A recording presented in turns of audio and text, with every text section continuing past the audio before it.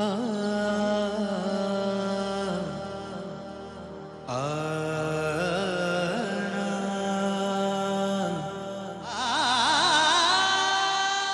गई तसल्ली? मिलाई टुनटुन जी से? जिस विद्या बाबू का हम पर इतना सारा एहसान है, वो विद्या बाबू को आप एक बार भी नहीं माफ कर सकते?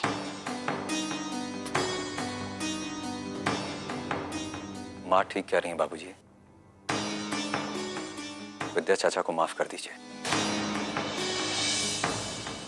इसमें आपका ही बड़प्पन होगा।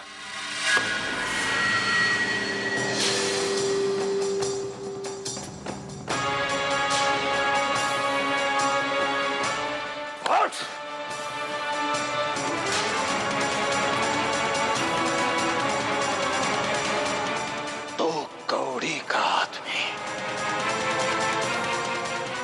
हमारा परिवार को ही हमारे खिलाफ कर दिया।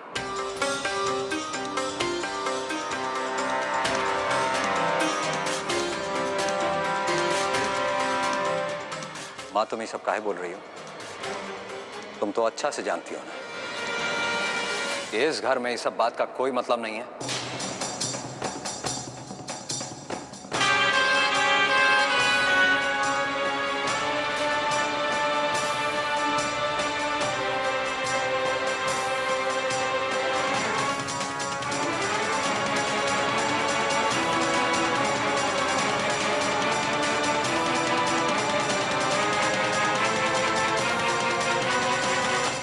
और फिर अगर टुनटुन चाचा जी अपने प्रभाव से हमको परीक्षा में फेल भी करवा देंगे तो क्या, हम फिर से परीक्षा में बैठ जाएंगे और बैठते रहेंगे जब तक हम पास नहीं हो जाते। एक ना एक दिन भगवान जी हमारा सुनेंगे ना।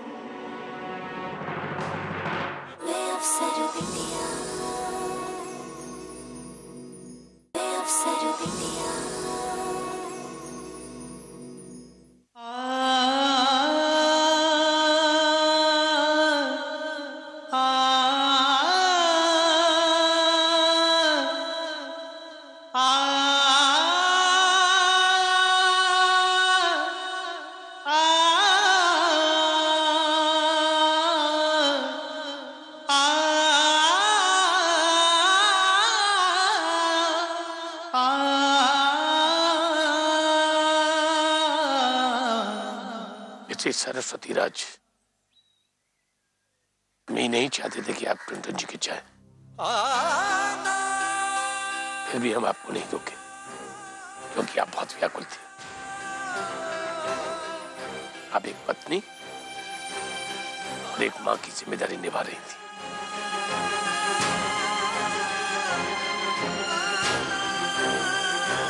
और हम आपको उससे वंचित नहीं रखना चाहते थे। सुनिए, हम गंगा जी से बात किए हैं, वो हमको विश्वास दिलाई है कि टुनटुन जी आपको फिर से नौकरी पर रख लेंगे।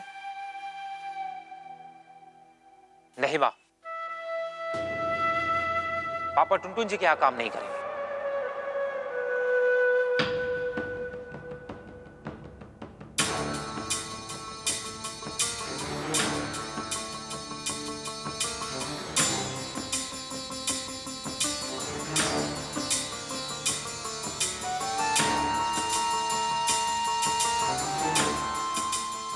शादी का रात जो भी हुआ उसके लिए टुनटुन चाचा जी पापा को मजबूर किए थे। और फिर जो पापा टुनटुन चाचा जी के यहाँ गए उसके लिए हमारा परिस्थिति मजबूर की।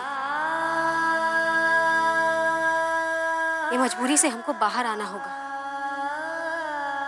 पापा का आत्मसम्मान से बढ़कर और कुछ भी नहीं है। हमारे पापा अब उस दरवाजे पर नहीं जाएंगे।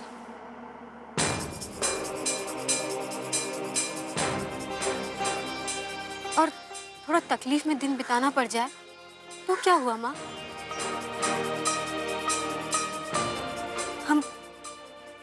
हम सब लोग साथ मिलकर एक दूसरे का सहारा बनकर ये परिस्थिति का सामना कर लेंगे।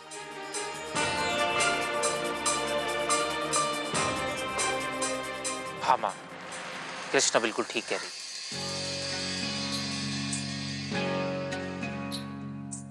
पापा, ये सब आपको इसलिए झेलना पड़ा क्योंकि हम किसी लायक नहीं। अगर आज हम काम कर रहे होते तो आपको ये दिन नहीं देखना पड़ता।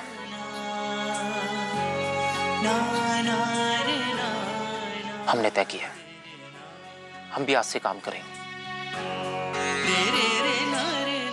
छोटा मोटा कोई भी काम मिलेगा, सब काम करेंगे। इस परिवार की जिम्मेदारी को निभाएंगे।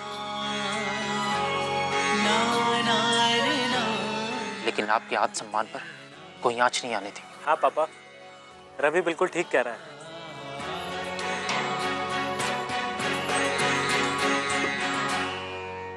देखिए, हम जो कह रहे हैं उसको जरा ठंडा दिमाग से समझने की कोशिश कीजिए। आज तक आपका बबलू से विचार का मतभेद था, लेकिन अब लगता है मन का भेद हुआ है। ये सब देखकर हमको बहुत तकलीफ हो रहा है जी। कल रात दोनों भाई का आपस में कहा सुनी हो रहा था। ये सब अच्छा लग रहा है। अरे हमको समझाने से पहले अपना उस सपूत मास्टर को समझाइए ना। उनको तो हम जरूर समझाएंगे, लेकिन पहले आप हमारा विनती तो सुनिए। ये बात को यही खत्म कर दीजिए। वो विद्या बाबू तो अपना गलती भी मान गए हैं। वो तो आपसे माफी भी मांगने आए थे, लेकिन आप उनका ऊपर जूता फेंककर उनका बेइज्जती कर दिए। फिर भी उनका मुंह से एक शब्द भी नहीं निकाले, चुपचाप चले गए। आज तक आपने किसी को खाली हाथ इस घर से नहीं लौटाया। जो आदमी इतना साल से आपका सेवा कर रहा है, उनका पत्नी हमारे चौखट से रोता हुआ जाए, उनका ठीक लग रहा है?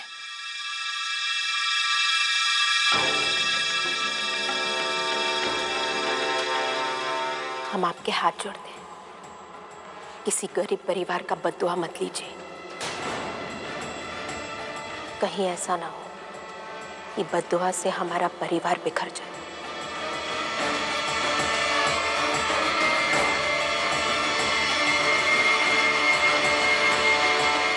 बेटा, दीदी का सामान अटैची में रखो। इन लोग को आज निकलना है।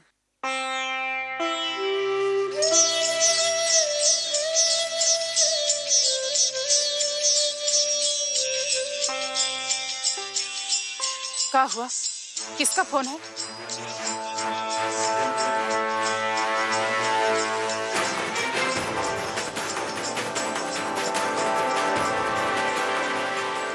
टुनटुन भैया का।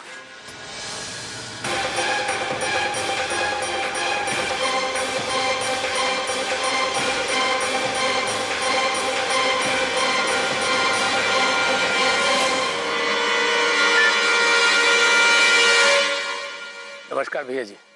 कल से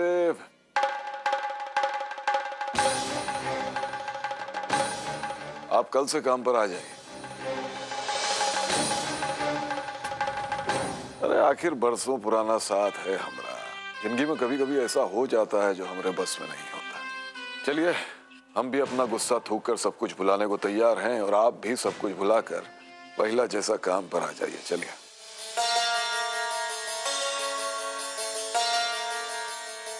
भैया जी, आप हमें फोन किए, ये आपका बड़प्पन है। आप हमसे काम पर आने के लिए कहे, उसके लिए हम आपके आभारी हैं। लेकिन भैया जी अब हम काम पे नहीं आ पाएंगे। ये फैसला हम ले चुके हैं। ये फैसला हम अपने परिवार की खातिर लिए हैं। हम मानते हैं हम आपके गए थे, हमारी पत्नी भी आपके गई थी, लेकिन वो सब हमारा कमजोरी था। हमारे परिवार के भरण पोषण की चिंता हमारी पत्नी को आप क्या ले गई। लेकिन भैया जी, आदमी के लिए उसके आत्मसम्मान से बड़ा कुछ नहीं होता। हम ये भी मानते हैं कि खाने के लिए पैसा का जरूरत होता है, लेकिन अगर आदमी का इज्जत ही ना हो तो उसके गले से खाना कैसे नीचे उतरेगा। आप भैया जी सब लोगों के सामने, हमारी आंखों के सामने हमारी बेटी को बेइज्जत किया। उनके बाद शायद अब आपको वो सम्मान नहीं दे पाएंगे जिसके आप हकदार हैं। हम जानते हैं कि कुछ गलतफहमी हुई है भैया जी, लेकिन वो सबको भूल जाना चाहिए। हम अगर गलती से कुछ भूल गए हो तो उसके लिए आप हमें माफ कीजिएगा, लेकिन अब हम आपका सेवा नहीं कर पाएंगे।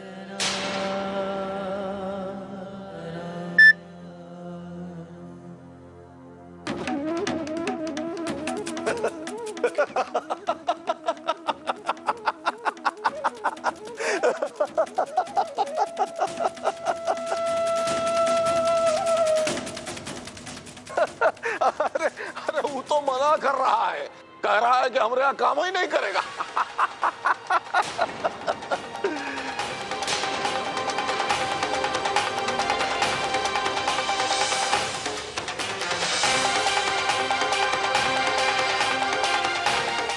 सुन रहे हैं ना आप लोग? आप लोगों का जिद पर हम उसको फोन किए, अपना गलती स्वीकार किए, फिर भी वो कह रहा है कि काम नहीं करेगा। कहता है हमारे आत्म सम्मान का सवाल है। आत्म सम्मान? गजब। अरे हम ऐसा क्या कर दिए भाई? कत्ल तो नहीं किए ना किसी का? आप उससे भी बड़ा जुर्म किए हैं बाबूजी।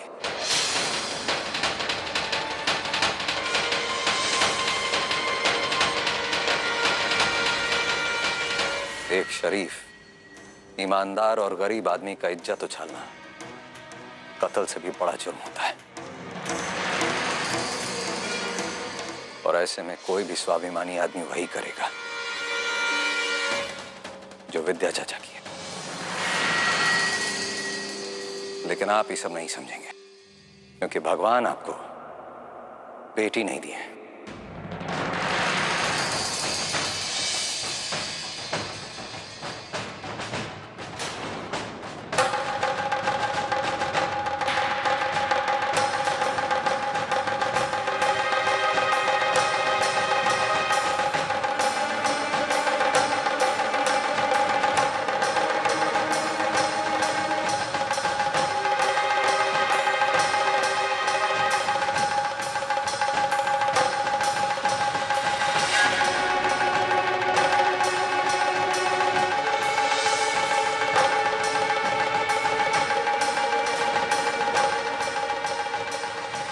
लेकिन आप ये सब नहीं समझे, क्योंकि भगवान आपको बेटी नहीं दी है, बेटी नहीं दी है, बेटी नहीं दी है, बेटी।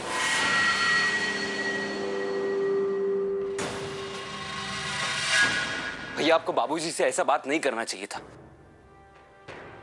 भैया आप तो बाबूजी का स्वभाव जानते हैं।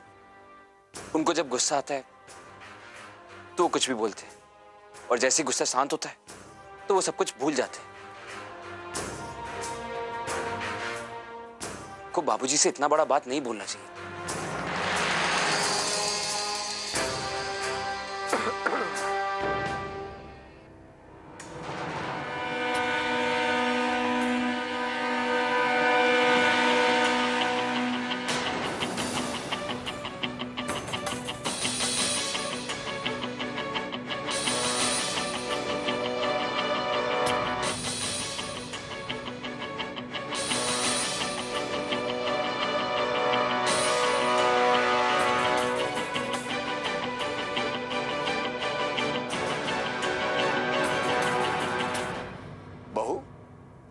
घूंघट करने के लिए तुमको किसने कहा?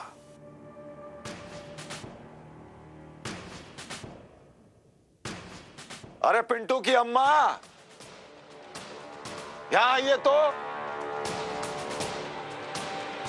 जी। पिंटू की अम्मा, हमको एक बात बताइए, बहू को घूंघट करने के लिए किसने कहा? आपने? जी जी नहीं, हम काहे कहेंगे।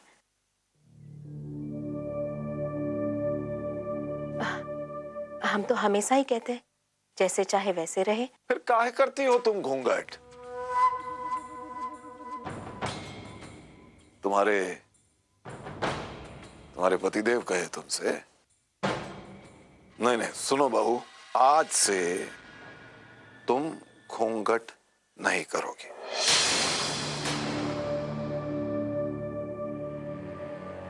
अरे हम कर रहे हैं भाई, तुम घूंघट नहीं करोगी। हटाओ घूंघट, अरे हटाओ। आप ही बोलिए। दुल्हन, घूंघट हटा दो।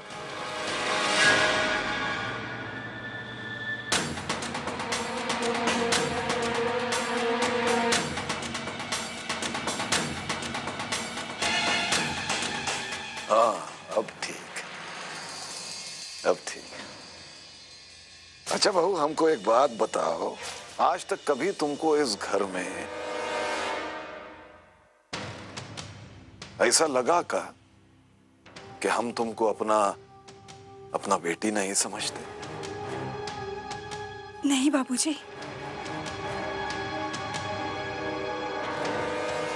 तो फिर हमें क्यों ये एहसास कराया जाता है कि हम बेटी का बाप बनने लायक नहीं है?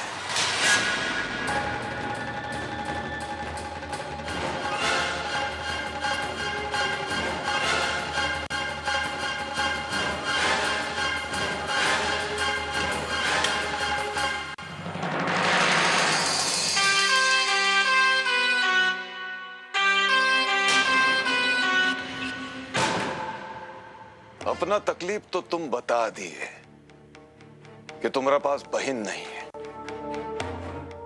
हम भी अपना तकलीफ तुमको बताना चाहते हैं। मास्टर जी, तुम हमारे साथ भी हमेशा एक मास्टर ही बनकर रहे। हमारा बेटा होते हुए भी कभी हमारा बेटा नहीं बन पाए।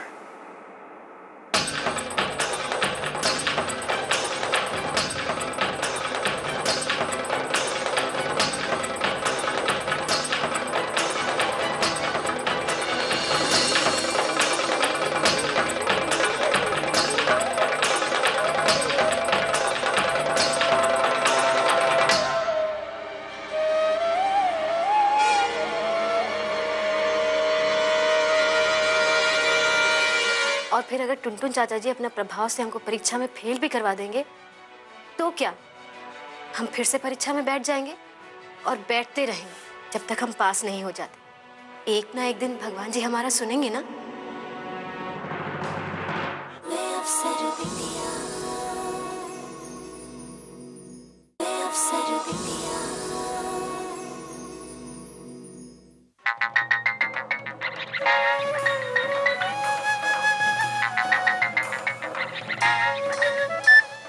बोलो। अच्छा, ठीक है। पिंटू, वीडियो के मेंस एग्जाम का रिजल्ट आ गया, जल्दी से लैपटॉप निकालो, रिजल्ट देंगे। जी भैया।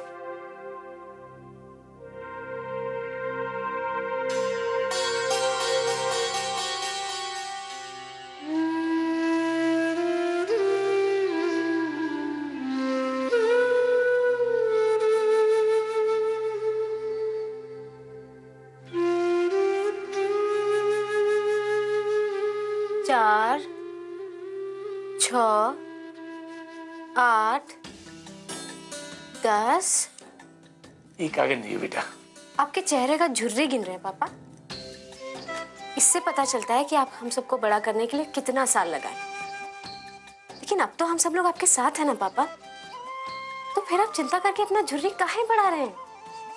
बेटा तुम लोग ही तो मेरा साहस समझ सकती हो। हम चिंता नहीं कर रहे बेटा, चिंतन कर रहे, चिंतन कर रहे। वो का है बेटा,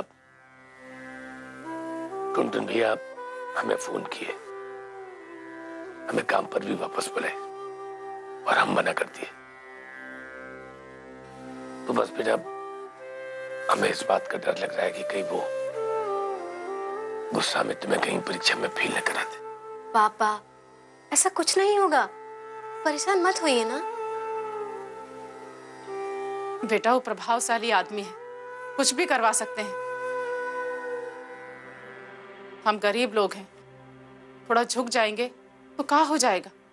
नहीं माँ, पापा टुनटुन जी के यहाँ काम नहीं करेंगे।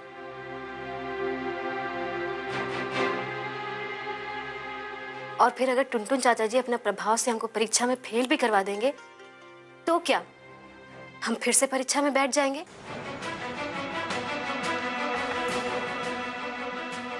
और बैठते रहेंगे जब तक हम पास नहीं हो जाते। एक ना एक दिन भगवान जी हमारा सुनेंगे ना।